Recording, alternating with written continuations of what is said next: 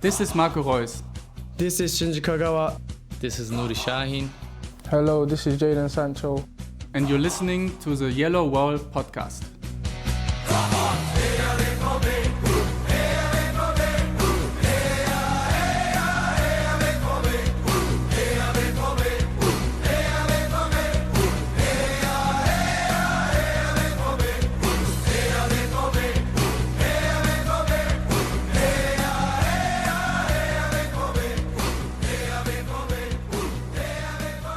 Hello and welcome to episode 492 of the Yellow Wall Pod. I'm your Stefan Butzko, and today we will talk about Borussia Dortmund losing 5-2 to Real Madrid, then also shitting the bed against St. Pauli, even though they won somehow. And here with me is Matthias Zug. I cannot wait for the ensuing rants. We are going live about 10-ish, 15 minutes after the full-time whistle at the Bernabeu. Matthias, how are you doing? Well, Stefan, not amazing, not gonna lie. I mean, personally, everything's fantastic. But well, that's good to hear. But when it comes to Borussia Dortmund, I would say suboptimal. So, I'm kind of missing Peter Bosch. We've reached that point. How are you doing, Stefan? Yeah, the defensive aspects of Peter Bosch is what you're missing, isn't it? Well, at least there was solidity at times. I don't know what to tell you, Matthias. I expected Dortmund to lose by 10, considering how they are playing these days. I mean, they beat St. Pauli, but that performance was already horrendous. When I saw the lineup today, I actually felt a little bit of hope, because I thought Mecha, Sabitzer double pivot probably is going to go over well. We had Bino Gittens and Malen on the wings. We had Brand as a 10, and every position was filled with a player that belongs in the position that was filled it with. So that was a nice change, and so I thought, well, Real Madrid not in the best form themselves. Maybe Dortmund can get something out of this game. And lo and behold, they actually go up 2-0, and I thought that in midfield Dortmund looked amazing simply because Real Madrid just refused to press. Real Madrid did not put any midfielders from Dortmund under pressure. I think Felix Mecha had acres of space all the time. He just received the ball, turn around, scan the field, play a pass. Dortmund, I think, in the first minute or so, I had like a whole minute and a half or so of possession, just completely unfazed. Real Madrid did not pressure them whatsoever. So I thought that Dortmund were probably going to capitalize from that, and they did. And I think the way Dortmund played in the first half, you can be really happy with the way they managed to take advantage of the, say, sloppiness, lackadaisical Real Madrid side that was on display, and how poorly Real Madrid were doing. And, the pass of Bensebaini to Brandt, and Brandt regaining the ball, passing it to Guirassy, who then, shields the ball off with a world-class move to pass it to Malen. That was an amazing goal. And the other goal, the switch of play, I don't know if it was from Brandt to Riasson, I think, and then going forward on the counter attack, and Malen squaring it to Gittens, who caught Vasquez napping, who himself gave his best Andrejan impression as a fullback, and that was great. But obviously, when you go up 2-0, Real Madrid will wake up, you will poke the bear, and they responded quite instantly, and I thought that it's going to be a long night regardless. But Matthias, I think the key moment of the game is the first substitution, where Nuri Sahin signaled that we're going to just try to set up a yellow wall on box and see how that will go. And literally everybody knew this was not going to end well, and it did not end well. Matthias? Yes, Stefan? What is your take on the second half? Where Dortmund conceded 5 goals. 5! I would have to say my take is I'm right and everyone else was wrong. No, not everyone else, just the people who said, well, it's the player's fault. No, it's really not. The funny thing was the quote unquote tactical analysis on the Paramount Plus feed was magisterial Real Madrid in the second half. They didn't even go into that it was gifted to them. Like it was gift wrapped completely and utterly. And the thing about this that just frustrated me, like you're watching it. It's like we're watching someone walking towards the oncoming train with their eyes closed, and you're screaming, "Get off the track," and they're flipping you off. It was so bad. It wasn't bad. It was dumb. It was naive. It was inept. And it proves that Nuri Sahin shouldn't be anywhere near this position at Borussia Dortmund. Because I don't know if you remember, way back at the beginning of Nuri Sahin's tenure as manager, like a couple of months ago, when he tried some of these funky back three things and so on, and it didn't quite come off. So naturally, when you're playing really well and you're up 2-0 and arguably at least on level footing with Real Madrid away from home, that with 35, call it 40 with added time minutes left in the match, you take one of your best attacking players off and you decide to play defensive football. And then get this, Stefan, and then you take your best attacking player of the match off and put in a central midfielder because that's going to make it better.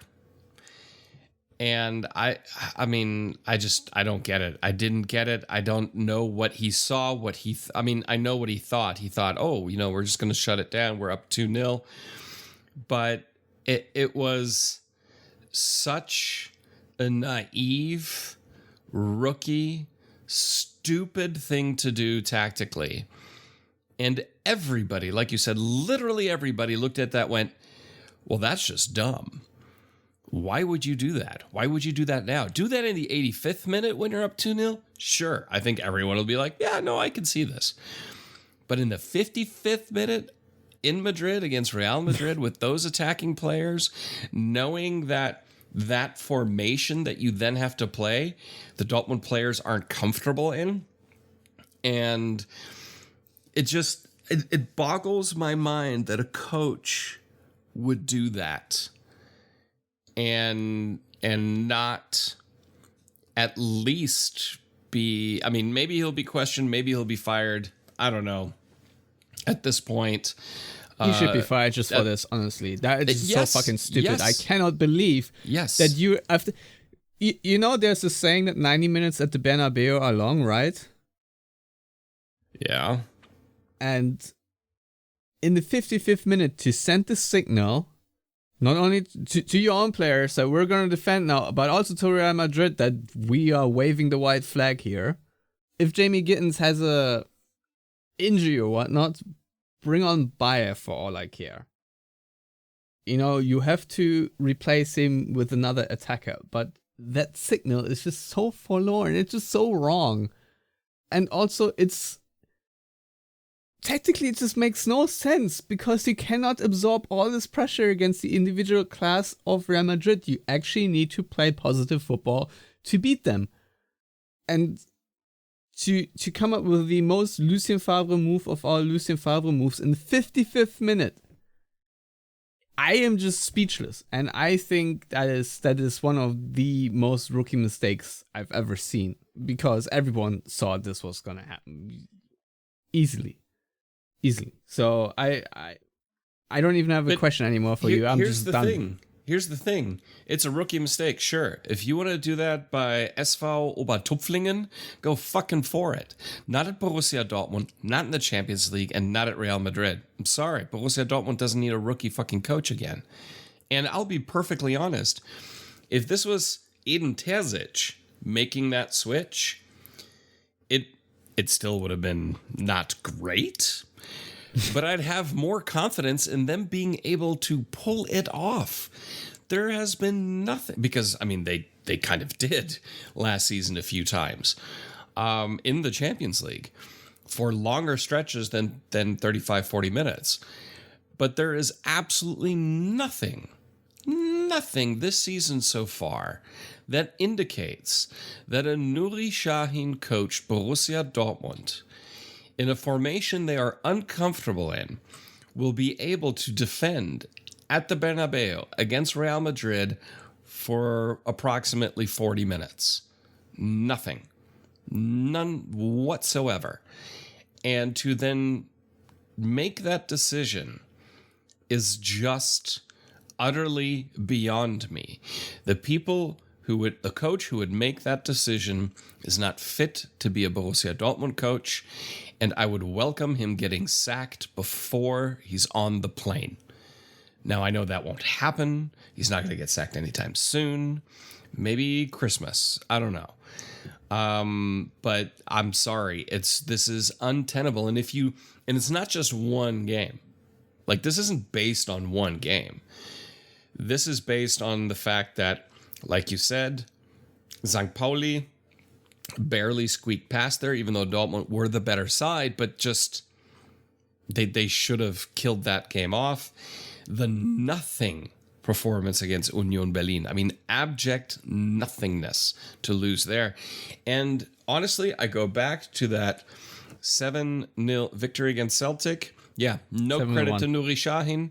No, nothing. That is Brendan Rodgers' stupidity and just like constantly pushing forward that opened up the spaces. That was a fluke victory that Dortmund had. And under Nuri Sahin, this Dortmund side will not qualify for the Champions League. No, not the way they're playing. They are not. They are very much on course to, I don't know, 7th, 8th place in the Bundesliga, because the way they defend in the league, they are having the worst average since ever. I haven't checked it recently, but Adam Dorowski sent me the list of how Dortmund's goals against record is replicating their worst ever record in terms of goal average. And we're on track to replicate the Thomas Doll season. So, yeah, I'm not really... Oof, there's a callback right there. Oh. Yeah.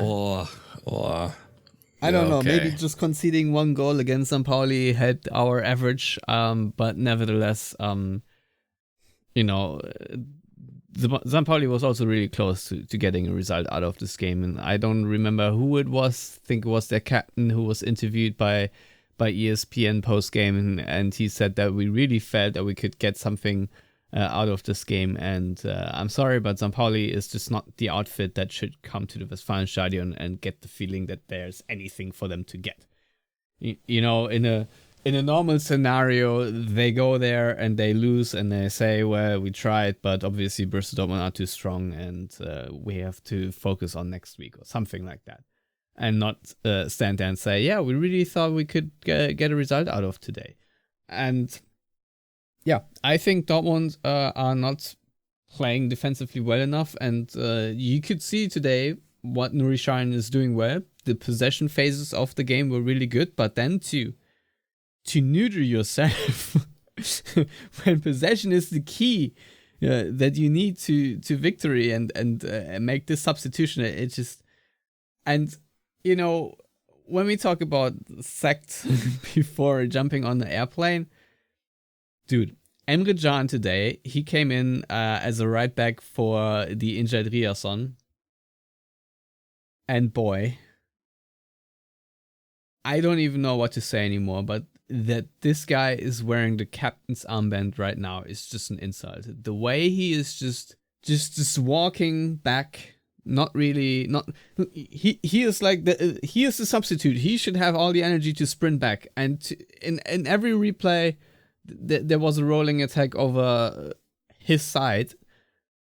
No, and the Vinicius goal, obviously, where he loses the ball and then, stops sprinting for whatever reason. Being bad is one thing, but not even putting in the effort to rectify or to make up for your lack of skill is a whole nother thing. And I think, I've never been really in on Emre Can, but I've never been this out on Emre Can before today, because that was just arrogant. It was insulting, and it was also it just lacked the honor. I don't know. To me, that's just an insult of the badge, really. If you play like this, where you can't even sprint back and just rely on your colleagues to make up for your mistakes. I don't know. I don't even know what to say. You can talk about losing possession and all that, but the way Emre Can did not really try to help his team when they really needed him, it's just sad at this point, and I cannot wait for this contract to be over, because when he's sitting there and saying that he is being treated unfairly, I am being treated unfairly by having to watch him every week make hilarious errors and then also not try. It's just a combination of those two things that's completely breaking me, and I don't know what to say anymore about Emre Can. I'm trying to be nice and I'm trying to be fair, but he is just not helping his case whatsoever. My opinion is it's Nuri Sahin's fault. He shouldn't have put Emre Can at right back. He hasn't played right back in a long time. You have a right back. He's called Niklas Süle. If you're not afraid to put 3 center backs on the pitch, then move Süle into right back position, and then you've got, you didn't have to make that move in that way. Yeah. Nuri Sahin, again, I put it all on Nuri Sahin. I'm taking Emre Can out of this. No, because he put him in a position that he shouldn't be in. Let's well, be perfectly nevertheless, honest. You can still sprint, can you not? Yeah, you can. I'm sorry. Yeah, you can still sprint, but at the end of the day, when I look at that match, and then Nuri Sahin, boneheaded fucking idiot, said, "Oh, I screwed up. Let's go back to the original, formation. How am I going to do that? Okay, I'm going to take off the defender or I'm going to take off a central defender in Schlotterbeck and ignore the central defender who actually is a pretty decent right back, Niklas Süle, and I'm going to put the most reckless defender at right back who hasn't played at right back Against Vinicius Jr., no big against deal. Vinicius Jr., who hasn't played at right back in 2 seasons. Okay? He wasn't asked to play right back all of last season. May have been the season before that he did occasionally, but it's been at least 2 seasons. That's how I'm going to save the situation completely and totally and utterly. And then No, you're absolutely right bring about in that Bayer. decision. Granted, But Bayer, nevertheless, I'm sorry. Bayer actually played well. I have no qualms with Bayer. He actually tried. He had a couple opportunities there, but Dortmund could have made it 3-2 before. Yes, before it all went away. Yeah, which that would have, at the end of the day, it's good. Okay, how am I going to phrase this? Oh boy! Having made the tactical fuckery that Nuri Sahin did, and we are earning the explicit mark on this episode, it is good that Dortmund lost, because if Dortmund somehow would have drawn or won 3-2, in spite of these massive, idiotic coaching decisions, it just would have been plastered over again. But it was laid so bare and so obvious and so immediately punished that I don't want to say I'm glad Dortmund lost. Had Nuri Sahin not made the shift after 55 minutes that he did, then I would have been really gutted and disappointed if they would have kept on playing the way they did and so on. But But at the end of the day, he didn't, and they didn't deserve to win. They deserved to lose this. And after it was 2-2, I actually wrote, well, at this point, Real Madrid are going to put 4 or 5 past Dortmund. And unfortunately, I was right. I was a little worried there. It was like 70-something minute. It was till 2-2, and I'm like, Real Madrid are not going to pull this one off. But they did not disappoint, unlike Borussia Dortmund. Stefan, I don't even know. I don't know if I have the energy to go back and do a deep dive analysis on St. Pauli or Union Berlin, just because. What's the point, honestly? Yeah, I mean, it's not like it's going to make me feel any better. It's not gonna make our listeners feel any better either, unless they just desperately want to hear us bitching for 40 minutes, which that's not exactly. Union Berlin. This game was just the most obvious. And we called it. Everybody knew it was going to happen. Like, everybody knew. We called it before. You won 7-1 in Champions League? Oh, yeah, guess what? You're not even going to try against Union Berlin. Yeah, you have to prove it away to Union Berlin. Those are the words you and I said. That's exactly what we said. It's like, this is the match where you can prove what your real face is. Sadly, they did. And it is not the face we wanted to see. It's like Nuri Sahin understood what we said. He just didn't understand what we meant. We didn't say prove that you're shit at your job.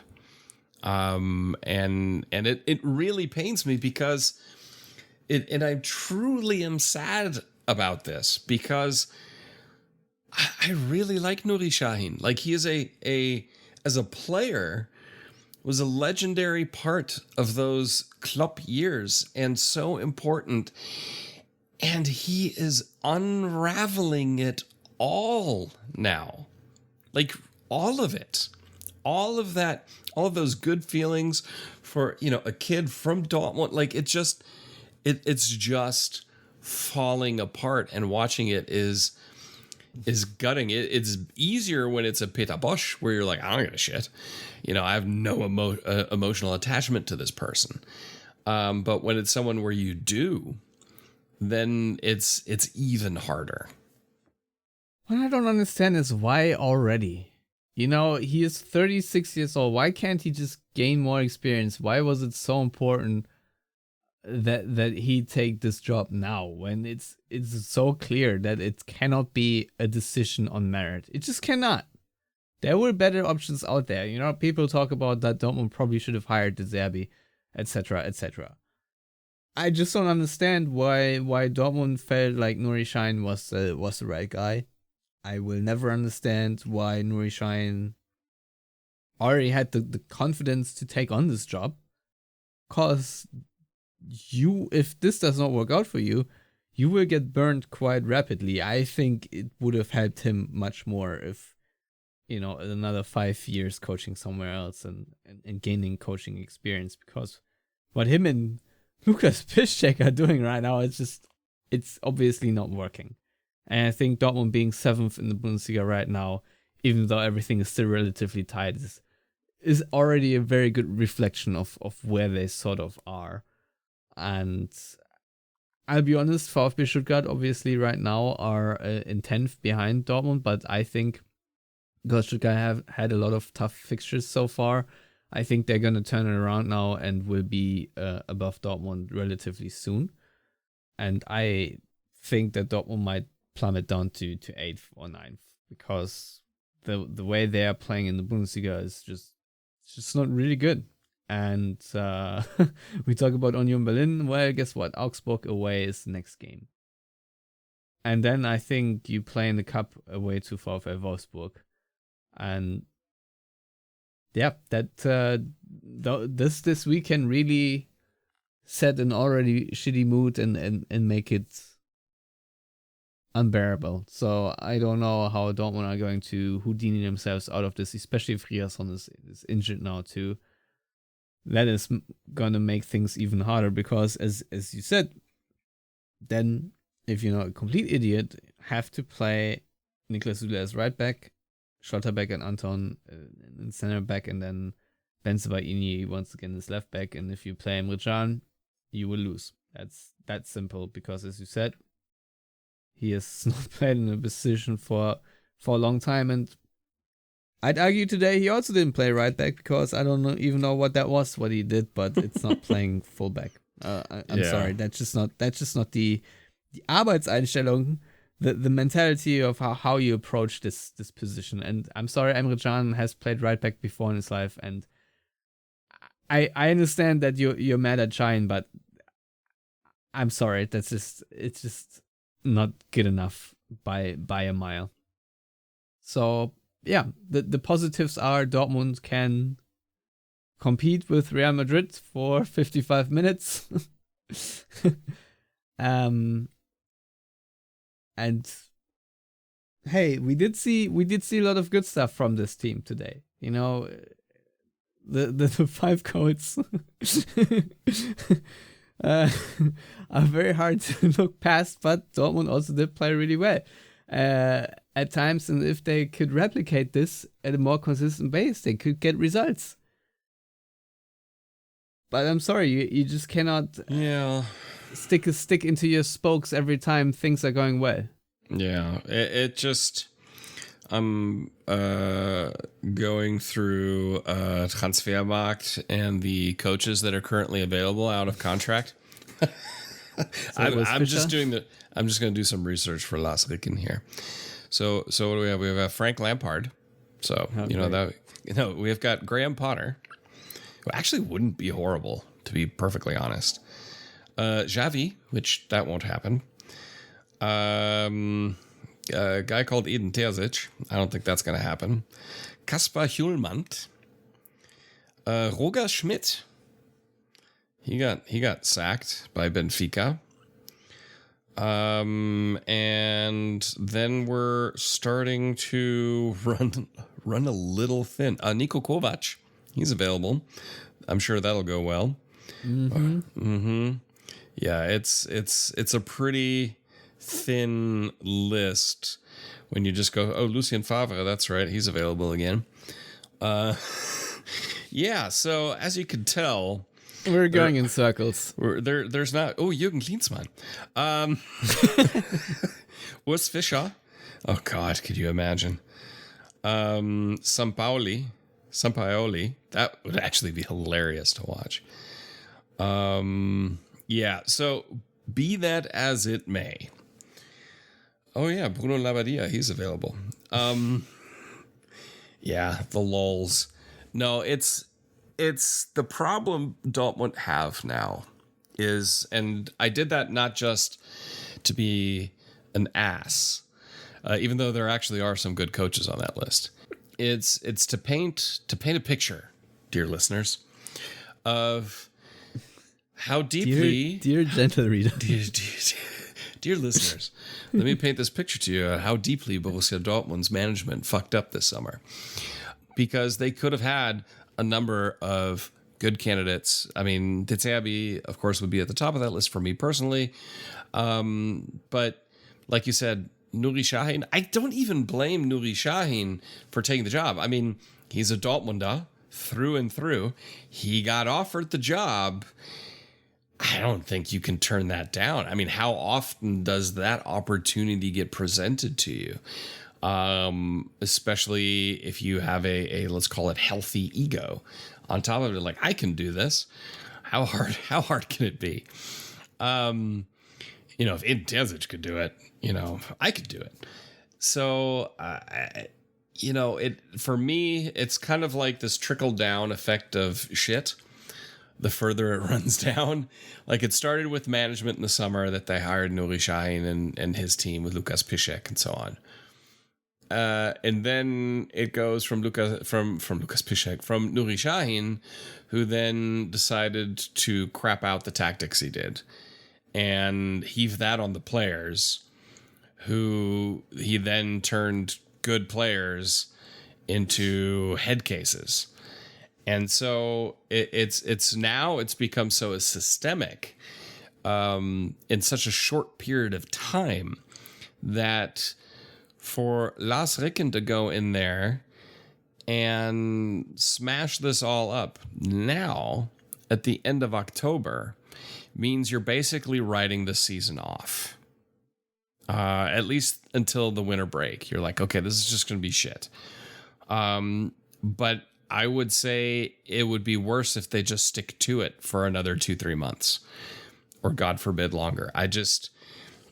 This isn't working. It was a nice try. It was a nice thought. It would have been awesome if it worked. It isn't working. It will not work. Just cut your losses now. All right. So who of that list is your number one pick? Well, of course you have to ask that question. I walked right into that one. Well, I mean, you opened the list. You have the list. If I open the list and look at the list, and I remember what he was capable of at Brighton, I actually like Graham Potter. You know, I'm not going to judge anybody for what they did at Chelsea at that time, because you want to talk about a basket case club. Chelsea was that. I mean, that was just untenable. Graham Potter was a really good coach. He did amazing things with Brighton, and is tactically astute. Is very intelligent. I wouldn't be completely opposed to him in that situation. Xavi, I like what he did at Barcelona. Also had a difficult time at Barcelona, but obviously he's not coming. He has no ties to Germany. There's just nothing in his CV that screams, I'm going to go to Germany. Whereas with Graham Potter, there is, given his time abroad as well. So I wouldn't be opposed to that one. The one where I'm like, yeah, it could be fun for like 6 months and then it's going to implode is Roger Schmidt. It won't be boring the way Dortmund would play. And you could even argue that maybe his style meshes a little bit more with what a lot of people would like to see. Getting sacked at Benfica. I mean, who hasn't gotten sacked at Benfica? I mean, that's also a bit of a basket case club at times. And he held himself there quite well for a decent amount of time. But there too, it's like, man, it could go great and then it could completely fall to pieces. So of the people on that list, clearly Jürgen Klinsmann is at the top, followed maybe by Graham Potter. I'll be honest, if you want to make a change, now is the time. Then you have a little bit of a winter break, even though I think the season does not really have much of one, but still, it feels all very difficult to me. And it's not helping here that Nuri Sahin said after the game that of course the switch didn't work, but I don't think it was because of the change of system or the changes, but because we lacked the translating app says access, but basically lacking getting positioned more in midfield. Well, no shit, Sherlock. I could tell you why you lacked Zugriff in central positions is because you opened yourself up. You put in another defender. And how did you switch things up? By somehow pressing in wingback situation? Well, of course you lost the midfield because you changed the formation and the tactical approach, numbnuts. Come on, man. Help yourself a little. You know, those are just dumb comments. Yeah, it is. And I feel like it's also not the first time. You know, I think Sebastian Kehl has also talked about how Dortmund has made improvements, and I don't know, I think Gregor Kobel after the Union Berlin game said that they didn't play poorly or something like that.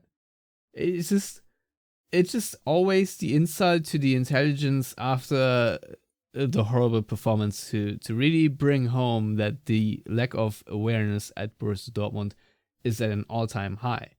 I mean, if you want to achieve what Nuri Sahin wanted to achieve, which I have no idea what he wanted to achieve, but then when you take Gittens off, then you bring Bayer on, right? Then you bolster the double pivot by adding a third midfielder, and then you switch to Guirassy, Brandt, and Malen up front, or or just have Malen and Girassi up front and then play a 4-3-1-2, right?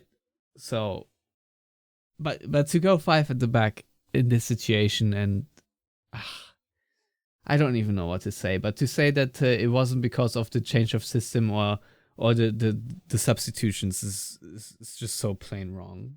And I hope there's someone close to him that puts the arm around his shoulder and say, you know what, just better admit that you're wrong than playing dumb right now. Yeah, but Stefan, nobody in a position like that admits that they're wrong. It's very, very rare. Maybe his grammar is bad. I don't know. But I don't. He's not going to say it's on me. I screwed up. It would be nice and refreshing if he did say that. I forgot Fair after enough. what game. But he did say that his in-game coaching was bad. Yeah, and so on and so forth. I think after the Stuttgart game, if I'm not mistaken. Yeah. But there was more. The Stuttgart game was an abomination.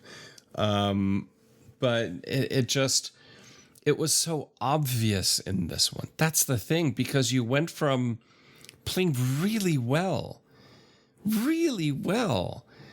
to playing really, really badly. The moment you made that change, like it wasn't before the change, it was that second. It was right then. It was like it was so glaringly obvious what the problem was. But the good thing is he then made it better by taking Donja Malen off and putting in Pascal Gross, because that'll make it better. Like it just. Whatever, I think we're now, like you said, we're going in circles, and my answer is very simple. You have to sack Nuri Sahin. It's very easy for me to say that, because I'm not the one who has to do it. I'm not the former teammate that gets to do that. And to then get a replacement put in. A replacement that actually makes sense. I don't know who's coaching Dortmund's under 23s right now, but hey, you may as well look there, right? For me, that's the only way out of this malaise. I have exactly zero confidence that Nuri Sahin is all of a sudden going to flip a switch and they're going to start dominating and winning. You're not trusting the process. No, there is no process. What are you talking about? Process. There is a process. It's going, it's like, let's flush all this shit down. But if this is the process, okay, they need a colonoscopy, because this is really bad. Sorry, I'm just kind of out of answers aside from you got to fire them all. Done. There's your solution. Yeah, we need a trainer, not a trainee. It's that simple. Well, I don't. Do you want to preview the Augsburg game just for shits and giggles, Matthias? Augsburg win 2-1, a penalty and a corner.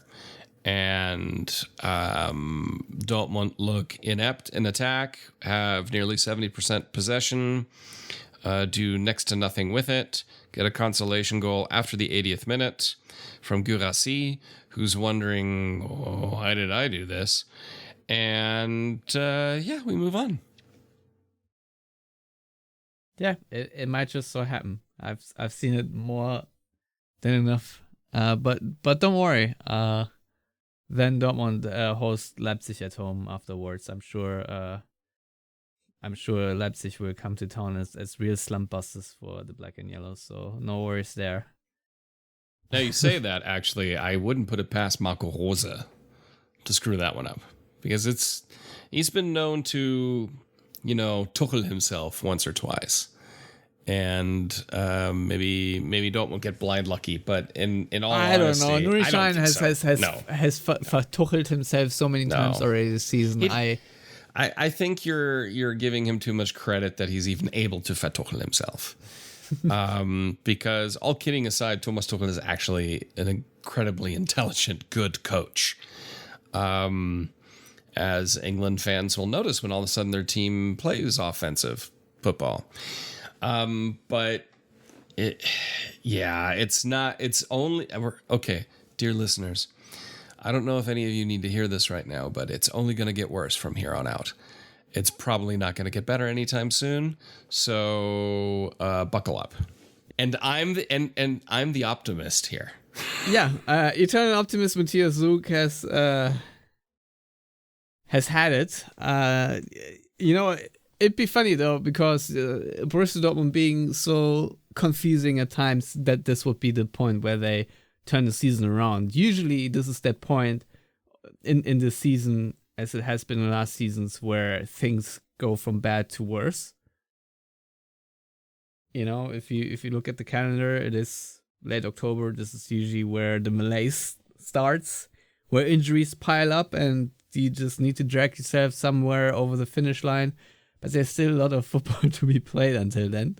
We're only at match day 8 in the Bundesliga. And Matthias, speaking of things going from bad to worse, we haven't even talked about it yet, but I feel like we should at some point, is that Jurgen Klopp is now the dickhead of soccer at Red Bull. Yeah, that's...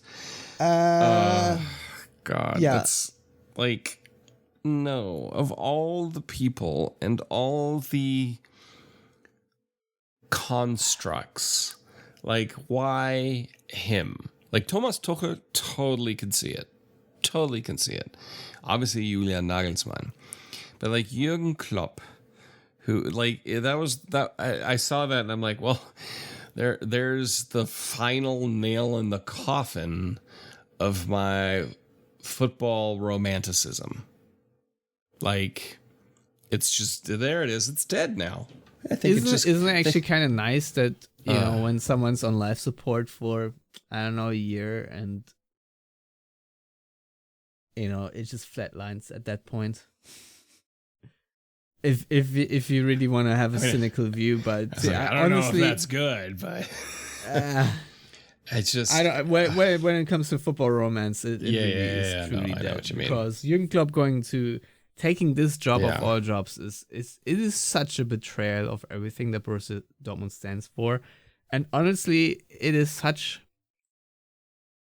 a damaging thing for German football, because Jurgen Klopp, I believe, is probably the face of German football in a way, the way he has managed things at Liverpool and obviously at Dortmund before that. I don't think there's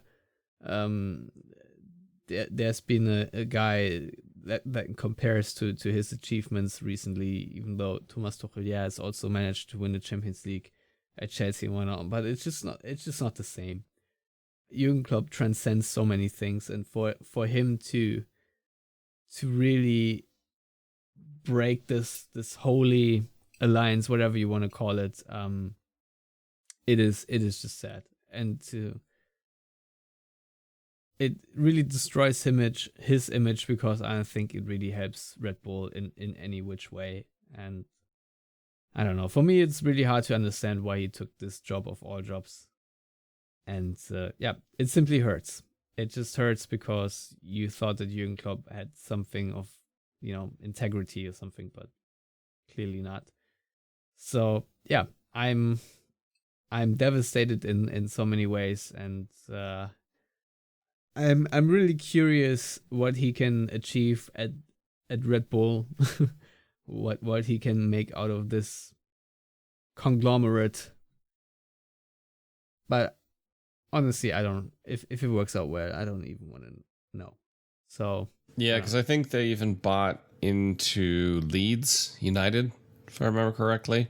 They did, yes. They're a minority stakeholder. Correct. For now, that'll obviously change. Now, granted, they may be one of the better owners in English football At least morally. Well, English football You is know. so screwed. What? It I doesn't mean, matter at this. in all fairness to Red Bull, they're not murdering journalists, so that we know of. So, let's just put that one out there. They're not a Russian oligarchy either. So No, but they certainly have their own problems with Well- Servus TV and yeah, and that they create a pure poison for young people. So, yeah, shockingly, Red Bull is not really nutritious, nor is it healthy for you. There's a reason why I do not allow my children anywhere near energy drinks. So yeah, Jürgen Klopp going there. When I saw the headlines, I'm like, why didn't you just can you? I almost went, can you just go to Bayern instead? Like, that would have been better. It would have been better. it would have been better. I mean, it Easily still would would've have been been crazy painful. It would have been shit, but it would have been much better. It would have not Yeah. been a betrayal of everything that Yeah. I, as a Dortmund fan, stand for. Yeah, at least Bayern München are an actual football club. It's just, especially with the whole not coaching. I mean, granted, he's not coaching, but it's still a position. I thought he would go into media personally. So, dang it.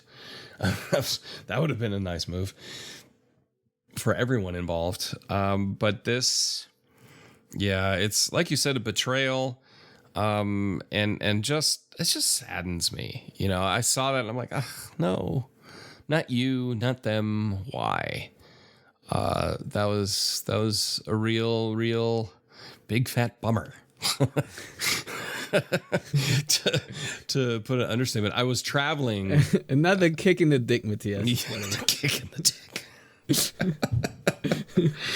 Oh, right. The in the explicit nads. tag. It's gonna be so nice. It's gonna be a bright shining red thing underneath this podcast episode. But my word, what a horrible Tuesday there was. Oh God, yeah. To concede 5 goals within 35 minutes is just such an epic collapse.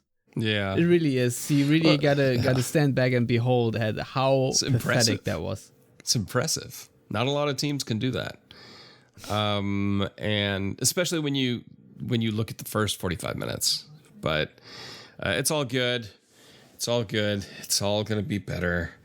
I'm gonna be. I got 2 bottles of scotch and a bottle of bourbon down here in my office. So I know it's almost 5:00.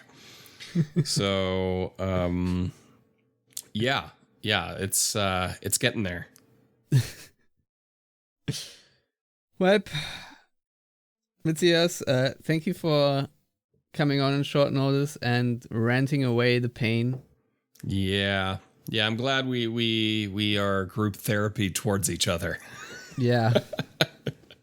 I don't even know how this is gonna go in Augsburg, but I don't have a Yeah. good feeling about No. this, just because Nope. Dortmund are just not defensively stable against nobody in the world, be it San Pauli or Real Madrid. They are wide open at the back, and 45 good minutes against Real Madrid are not going to gloss over the horrendous track record they have built for themselves so far this season when it comes to defending. So yeah, you're right. It's not going to get better anytime soon. But maybe we're completely wrong, which would be the most wonderful thing in the world. I'll be honest, I'm Also, rooting not a to be first. wrong. Not a first. No. We've been maybe wrong not for before you. a lot. Hey. Remember when I guaranteed Yeah. that Dortmund are going to win the title after the win in Augsburg? Yeah, I remember that. That was good. Yeah. We got to hold on to those fresh memories. Yeah. I remember when I thought Andrei Yarmolenko would have a good time at Dortmund. that was a good 3 matches. But no, I think that's about as much analysis as I have left in me after 49 minutes of ranting. That's interesting. This is probably the most ranty, rambling episode we've ever done in It's certainly the most unhinged Yellow in Wall 13 ever. years. I don't think it's ever been this unhinged. Yeah. Yeah. Great. I'd say then we let it go and allow our listeners to free them from our unhinged rambling, our YouTube. I guess it does go on YouTube. Our meltdown. Yeah. What's the episode title again? Sahined the bed? Yes, we Sahined the bed. All right, everyone out there, thank you for listening. We'll be back with another migraine soon. Till then, goodbye.